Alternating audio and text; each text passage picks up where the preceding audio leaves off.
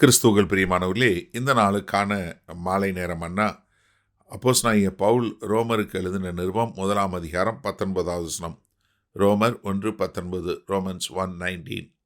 தேவனை குறித்து அறியப்படுவது அவர்களுக்குள்ளே வெளிப்பட்டிருக்கிறது. தேவனே அதை அவர்களுக்கு வெளிப்படுத்தி இருக்கிறார். எப்படி?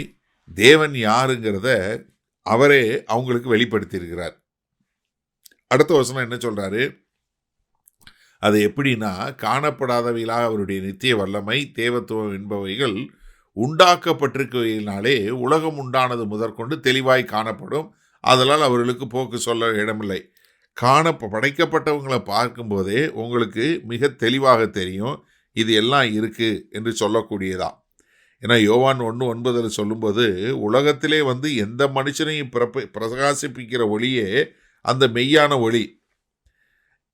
அப்போஸ்தலர் 14வது அதிகாரம் 17வது வசனத்தில் சொல்லும்போது, அவர் நன்மை செய்து வானத்தில் இருந்து மலைகளையும் செழிப்புள்ள காலங்களையும் நமக்கு தந்து ஆகாரத்தினாலும் சந்தோஷத்தினாலும் நம்முடைய இருதயங்களை நிரப்பி, இவ்விதமாய் அவர் தம்மை குறித்து சாட்சி விளங்க பண்ணாதிருந்ததில்லை என்றார்கள். எப்படி?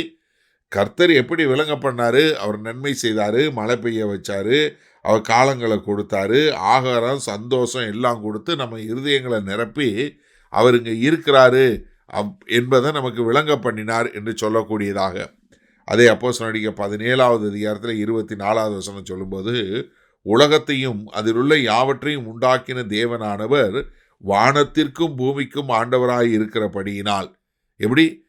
எல்லாத்தையும் உருவாக்கின ஒரு ஆண்டவராய் இருக்கிற பண்ணினால எல்லாருக்கும் அவர் கட்டப்படாத கைகளினால் கட்டப்பட்ட கோவிலில் வாசம் பண்ணுகிறதில்லை.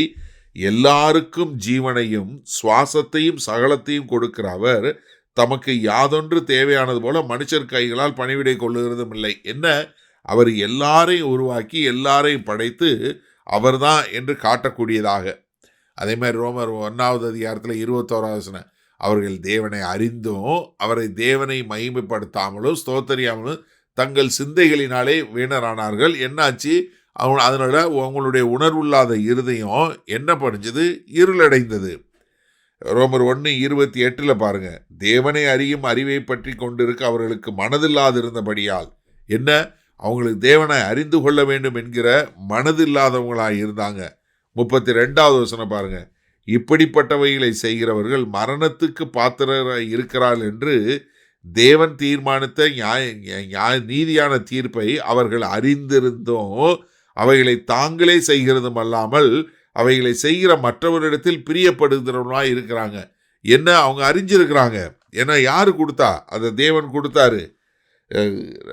ரோமர் 2வது அதிகாரம் 15வது வசனம், அவருடைய மனசாட்சியும் கூட சாட்சியிடுகிறதுனாலும் குற்றமுண்டு குற்றமில்லை என்கிற அவருடைய சிந்தைகள் ஒன்றையொன்று தீர்க்கிறதுனாலும் நியாயப்பிரமாணத்திற்கேற்ற கிரியை தங்கள் இருதயங்களில் எழுதியிருக்கிறது என்றே காண்பிக்கிறார்கள். என்ன? அவன் செய்கிற காரியத்திலிருந்தே ஒரு மனுஷனுடைய இருதயத்தில் பிரமாணத்தை கர்த்தர் எழுதியிருக்கிறாரு என்பது மிக தெளிவாக விளங்குகிறது என்று சொல்லக்கூடியதாக. அப்போ தேவனை அறியக்கூடிய காரியம் எல்லாத்தையும் அவங்களுக்குள்ள இருக்கு. இதை வெளிப்படுத்தினது யாரு? தேவன் ஒருத்தர் தான்.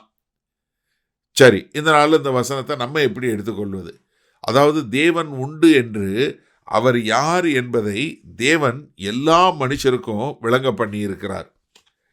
அப்போ நீங்கள் உடனே கேட்பீங்க, அண்ணே எப்படினே கடவுளே இல்லைன்னு சொல்லக்கூடிய ஒரு நாத்திகம் இருக்குது.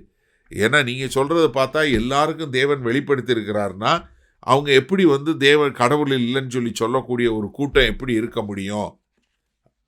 சரியான கேள்வியா? ஆமாம். ஏன்னா இங்கே சொல்லக்கூடிய வசனம் எல்லாருக்கும் வெளிப்படுத்திருக்கிறார். ஆனால் அவங்க என்ன பண்ணுறாங்க? இருதயத்தை மந்தப்படுத்துகிறாங்க, இருதயத்தை கடினப்படுத்துகிறாங்க. பழைய ஏற்பாட்டில் பார்வோனுக்கு முன்பாக அவ்வளவு அடையாளங்களையும் அற்புதங்களையும் கர்த்தர் பண்ணுறாரு. ஆனால் ஒன்னொன்னையும் பார்த்து பார்த்து பார்வோனுடைய இருதயம் மேலும் மேலும் கடினப்படுகிறது. எப்படி? யோசிச்சு பாருங்க. நம்ம நிறைய உதாரணம் பார்க்க முடியும். யோவான் 9வது அதிகாரத்தில் பார்க்கிறோம், ஒரு பிறவி குருடன். இதுவரை யாரும் அப்படி ஒரு பெரிய அதிசயத்தை செய்ததில்லை. ஆனால் அவங்க அதை மறந்துட்டு இவர் ஓய்வு நாளில் செய்தாருன்னு சொல்லி அவரை கொலை செய்ய தேடுறாங்க. எப்படி பார்த்தீங்களா? அப்போ என்ன?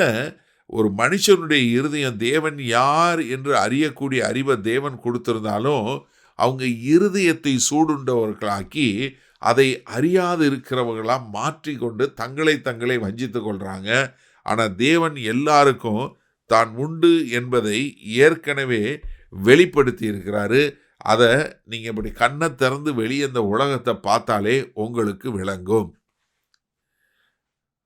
மகா கிருபையும் இரக்கம் நிறைந்த எங்களின் அன்பின் தகப்பனே, இதோ அந்த செய்தியை கேட்டுக்கொண்டிருக்கிற யாராவது தங்கள் இருதயத்தை கடினப்படுத்தி தேவன் இருக்கிறாரா இல்லையா என்று கேள்வி கேட்காத வண்ணம் ஆண்டவரே நீங்கள் அவர்களுக்கு வெளிப்படுத்தி இருக்கிறத அவர்கள் தங்கள் மனசாட்சியில் சூடுண்டவர்களாய் இல்லாதபடி ஆண்டவரே உம்மை ஏற்றுக்கொண்டு உமக்கென்று வாழக்கூடிய மக்களாய் வாழ எங்கள் தேவன் கிருபையும் இரக்கமும் பாராட்ட வேண்டுமாய் இயேசு கிறிஸ்துவின் உன்னத நாமத்தினால ஜெபிக்கிறோம் வல்ல பிதாவே, ஆமேன். கர்த்தர் உங்களை ஆசீர்வதிப்பாராக. நாம் நாளை காலை தினசரி தியானத்தை சந்திப்போம். Good night.